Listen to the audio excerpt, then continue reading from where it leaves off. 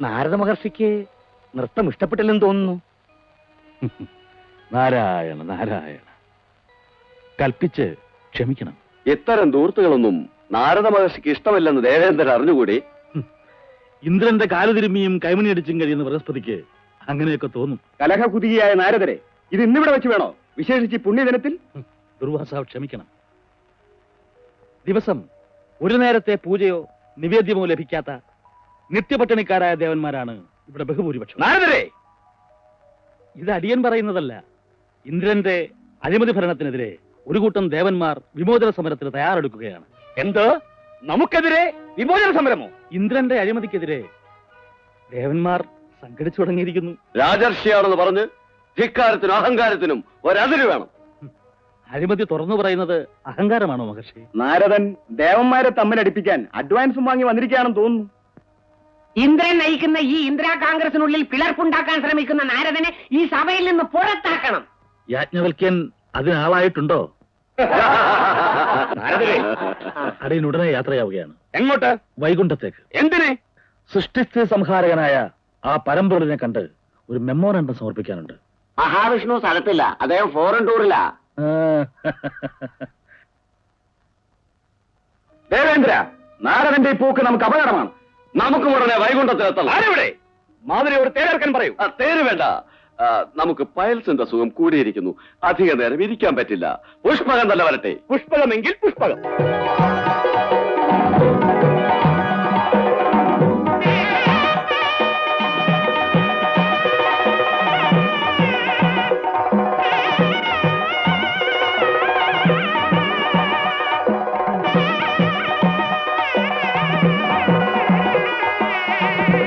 പ്രശ്നങ്ങൾ ഇത്രത്തോളം വഷളായെന്ന് നാം ഇതുവരെ അറിഞ്ഞില്ല. ഇന്ദ്രന്റെ അഴിമതിക്കെതിരെ ദേവന്മാർ സംഘടിച്ചു തുടങ്ങിയിരിക്കുന്നു. ഇന്ദ്രനേക്കാൾ തണ്ടു അഹങ്കാരവും അയാളുടെ ഭാര്യ ഇന്ദ്രാണിക്കാണ്. ശരിയാ, കഴിഞ്ഞ സ്വർഗവാതിൽ ഏകാദശി കണ്ടപ്പോ അവളുടെ ഗമയൊന്ന് കാണണമായിരുന്നു. ശ്രീദേവി ഇന്ദ്രാണിയെ ശരിക്കും പഠിച്ചിരിക്കുന്നു. അസൂയ സ്ത്രീകളുടെ കൂടപ്പുറപ്പാണെന്ന് അറിയില്ലേ നാരദരെ? അതിരിക്കട്ടെ, ദേവലോകത്ത് പകരം ഏത് വിധത്തിലുള്ള ഭരണക്രമമാണ് നാരദർ ഉദ്ദേശിക്കുന്നത്? കേരള ഭരണത്തെക്കുറിച്ച് പലതും പഠിക്കാനുണ്ടെന്ന് കേട്ടു. പറഞ്ഞു കേട്ടത് കൊണ്ടായില്ല, നേരിട്ട് കണ്ട് അനുഭവിച്ചറിയണം. അവിടെ നിന്നും വന്ന ചില പ്രമുഖ നേതാക്കൾ യമപുരിയിലുണ്ടെന്നറിഞ്ഞു. അടിയൻ ഉടനെ അങ്ങോട്ട് യാത്രയാവുകയാണ്. കഴിവതും വേഗം നാരദർ യമലോകത്ത് പോയി വരൂ. ചിത്രഗുപ്ത, അടിയൻ. എന്ത്? യമപുരിയിലും അഴിമതിയോ? ഇല്ല ധർമ്മരാജൻ. പിന്നെ ആ ബ്ലേഡ് കമ്പനിക്കാരന്റെ ഫയൽ എവിടെ? ലഗ്ജറി പേരുണ്ട്. അവന്റെ ആത്മാവ് എവിടെ? അടിയൻ. ഓ,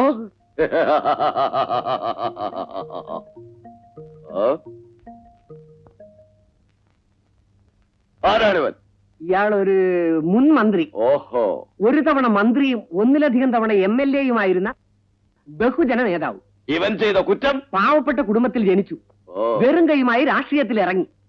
ഇപ്പൊ കോടീശ്വരനാ. ഓ, അപ്പടിയാ. ഇവനെ തിളച്ച വെളിച്ചെണ്ണയിലിട്ട് പൊരിക്കട്ടെ. വെളിച്ചെണ്ണയ്ക്ക് ഭയങ്കര വില, സ്റ്റോക്കില്ല. എങ്കിൽ പാമായിലോ സസ്യ പൊരിക്കട്ടെ. വിറകിന് സ്വർണത്തിനേക്കാൾ വില കൂടുതലാ, ഗ്യാസ് കിട്ടാനുമില്ല. അതെല്ലാം കിട്ടുന്നതുവരെ ഇവനെ നരകത്തിലിട്ടേക്കൂ. എനിക്ക് ഇങ്ങോട്ട് വാങ്ങിയ ശീലമുണ്ട്, അങ്ങോട്ട് കൊടുത്ത് പരിചയമില്ല. ശരി, തൽക്കാലം താൻ എന്റെ പ്രൈവറ്റ് റൂമിൽ ചെന്നിരിക്കും. വൈകിട്ട് ആപ്പീ സമയം കഴിഞ്ഞ് ഒരു സൈഡ് റൂമെങ്കിലും തരാൻ പറ്റുമോ എന്ന് ഞാൻ നോക്കട്ടെ.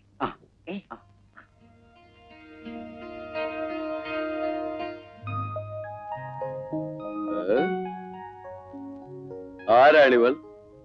ഒരു ക്യാബറേ നർത്തകി. ക്യാബറയോ എന്ന് വെച്ചാൽ? തുണി അഴിച്ചിട്ടാട്ടം. തുണിയില്ലാതാടുകയോ? ചിത്രഗുപ്ത. പ്രഭു, അടിയൻ ഭരതനാട്യവും മോഹിനിയാട്ടവും ഒക്കെ പഠിച്ചവളാണ്. പിന്നെ എന്തിനു തുണിയില്ലാതെ ആടി? ആളുകൾക്ക് തുണി വേണ്ട.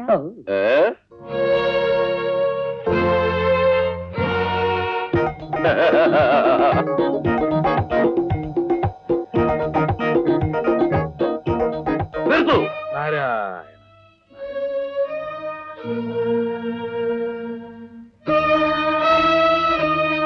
നമസ്കാരം.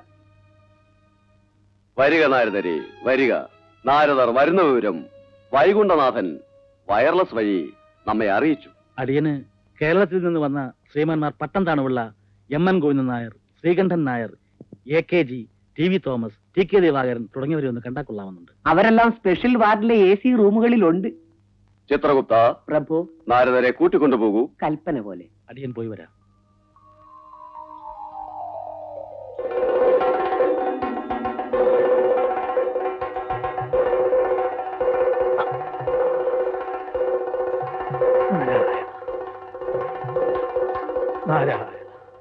അയ്യോ, ഞങ്ങൾ ക്രിക്കറ്റ് കളിച്ചതാ. ഇടുക്കൻ സ്കോറത്രയായി? എന്തു പറ്റി നാരദരെ? സാരമില്ല, കുട്ടികളല്ലേ. മുരുക, നിനക്ക് കുസൃതി കുറെ കൂടുന്നുണ്ട്. ഞാനല്ലമ്മേ, വിനായകൻ ചേട്ടനാ. ആ മക്കളെ, ദൂരെ പോയി കളിക്കൂ. മഹർഷേ, എന്താ ഇങ്ങനെ ഈ അനവസരത്തിൽ? ക്ഷമിക്കണം ശൈലജെ, പ്രശ്നം ഗുരുതരം. നാരദരെ, വിവരങ്ങളൊക്കെ ദേവേന്ദ്രൻ ഫോൺ ചെയ്ത് പറഞ്ഞിരുന്നു. മഹാദേവ, അങ്ങ് ഉടനെ വിഷ്ണുദേവനെ കാണുന്നു. നാരദ യമലോകത്ത് പോയി കേരള ഭരണത്തെ കുറിച്ച് പഠിച്ചോ? പറഞ്ഞു കേട്ടിടത്തോളം ഇത്രയും നല്ലൊരു ഭരണം ഭൂലോകത്ത് മറ്റൊരിടത്തുമില്ലത്രേ. ശരി, പുതിയ പരിപാടികളെ കുറിച്ച് നമുക്ക് വിഷ്ണുദേവനുമായി ചർച്ച ചെയ്യാം. നാരദരെ, ദേവലോകത്ത് സോഷ്യലിസം സ്ഥാപിക്കാൻ കണ്ടെത്തിയിട്ടുള്ള പുതിയ പദ്ധതികൾ എന്തൊക്കെയാണ്? ഒരു കരടുരേഖ മാത്രമേ തയ്യാറാക്കിയിട്ടുള്ളൂ. ബാക്കി ചർച്ച ചെയ്ത് പൂർണ്ണമാക്കാം. വായിക്കൂ, കേൾക്കട്ടെ. ഇന്ദ്രസഭ പിരിച്ചുവിട്ട് ദേവലോകത്ത് ഉടനടി ഒരു ഇടക്കാല തെരഞ്ഞെടുപ്പ് നടത്തണം. എന്ത്? ഇന്ദ്രലോകത്ത് ഇടക്കാല തിരഞ്ഞെടുപ്പോ? അതിനു മുമ്പ് ദേവേന്ദ്രന്റെ കഴിഞ്ഞകാല ചെയ്തികളെ കുറിച്ച് ഒരു ഏകാംഗ കമ്മീഷനെ കൊണ്ട് പരസ്യാന്വേഷണം നടത്തിക്കണം. അന്യായം, അഹങ്കാരം. അന്വേഷണം പൂർത്തിയാകും വരെ ദേവേന്ദ്രൻ ഇന്ദ്രലോകം വിട്ട് പുറത്തു പോകാതിരിക്കാൻ അദ്ദേഹത്തിന്റെ പാസ്പോർട്ടും വിസയും കണ്ടുകെട്ടണം. ഇന്ദ്രന്റെ പുഷ്പകവിമാനം പിടിച്ചെടുത്ത് ഇന്ത്യൻ എയർലൈൻസിനെ ഏൽപ്പിക്കണം. ദേവേന്ദ്രൻ ആട്ടോറിക്ഷയിൽ സഞ്ചരിക്കണോ മഹർഷേ? ഇദ്ദേഹത്തിന് സഞ്ചരിക്കാൻ ഒരു പുതിയ മാരുതി കാർ വാങ്ങിക്കൊടുക്കണം. ഐരാവതം എന്ന വെള്ളാനെ വല്ല കൂപ്പ് കോൺട്രാക്ടർമാരെ ഏൽപ്പിച്ച് തടി പിടിപ്പിക്കണം. ഐരാവതവും ഉച്ചൈസ്രവസ്സും ദേവലോകത്തെ പൊതുസ്വത്തുക്കളല്ലേ മഹർഷേ? അത് ഇന്ദ്രൻ മാത്രം കൈയടക്കി വെക്കുന്നത് ശരിയാണോ മഹാദേവ? ദേവലോകത്ത് പുതിയ തെരഞ്ഞെടുപ്പിന് പണം വേണ്ടേ നാരദരെ? അതിന് വഴിയുണ്ട്.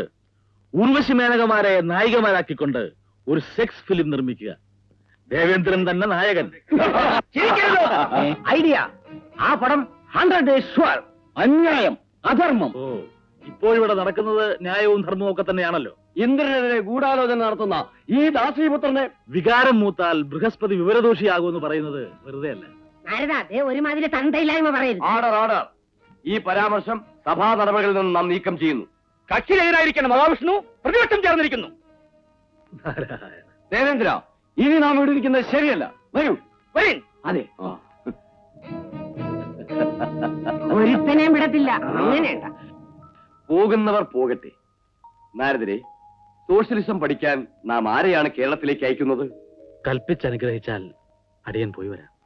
ഒരു കാര്യം, കേരളത്തിലെത്തിയാൽ ഇന്നിവിടുള്ള ദൈവീയ ശക്തിയും സിദ്ധികളും ഒന്നും അവിടെ ഉണ്ടായിരിക്കുന്നതല്ല. ഈ ദേവലോകത്തിന്റെ പ്രതിച്ഛായ ഒന്ന് മാറ്റിയെടുക്കാൻ വേണ്ടി എന്ത് ത്യാഗവും സഹിക്കാൻ അടിയൻ തയ്യാറാണ്. കാലവിളംബം കൂടാതെ നാരദർ കേരളത്തിലേക്ക് പോയി വരും.